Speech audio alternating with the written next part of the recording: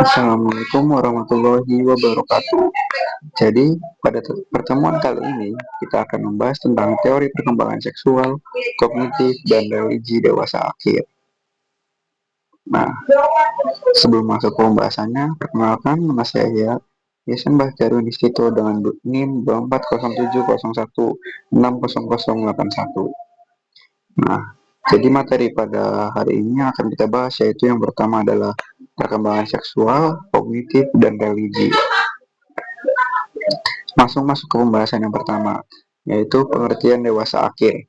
Pada masa dewasa akhir, disebut juga masa penutupan dalam rentang hidup pada seseorang, di mana masa ini bisa dikatakan pada masa yang beranjak jauh dari kehidupan. Dalam pandangan psikologi, masa tua atau lansia memiliki umur sekitar 60 sampai meninggal.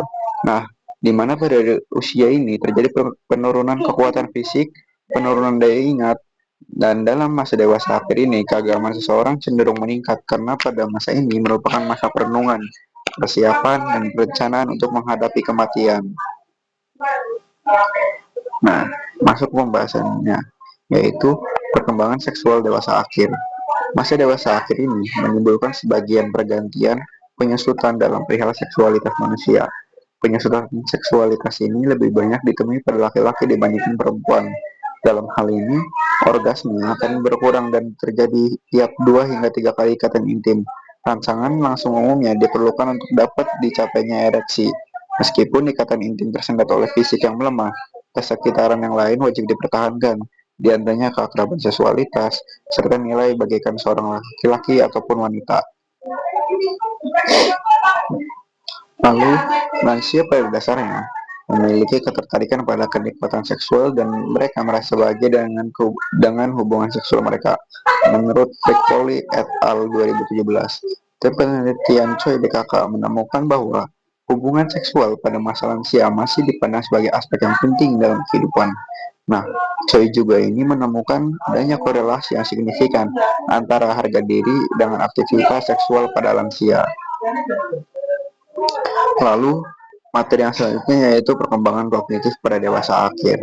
Nah, proses perubahan yang terjadi pada tahap usia dewasa akhir ini pada usia 65 tahun ke atas merupakan perubahan yang tidak dapat dihindari. Terdapat proses penuaan primer atau primary aging yang merupakan proses degenerasi pada tubuh dan terjadi secara perlahan serta terjadi tanpa bisa dihentikan. Sedangkan proses penuaan sekunder atau secondary aging dapat disebabkan adanya penyakit atau penyalahgunaan zat-zat faktor yang biasanya masih dikontrol oleh individu tersebut. Papelia DNA 2009. Nah, pada tahap masa dewasa akhir ini, kinerja dan fungsi otak dimiliki mengalami beberapa degenerasi. Nah, degenerasi ini berarti penurunan yang menyebabkan beberapa kecerdasan dan kemampuan pemrosesan informasi menjadi lambat. Meskipun kecerdasan dan ingatan merosot dalam beberapa area, kebanyakan orang-orang menemukan cara memberi kompensasi dengan cara use it or lose it. Penting untuk mempertahankan fungsi kognitif.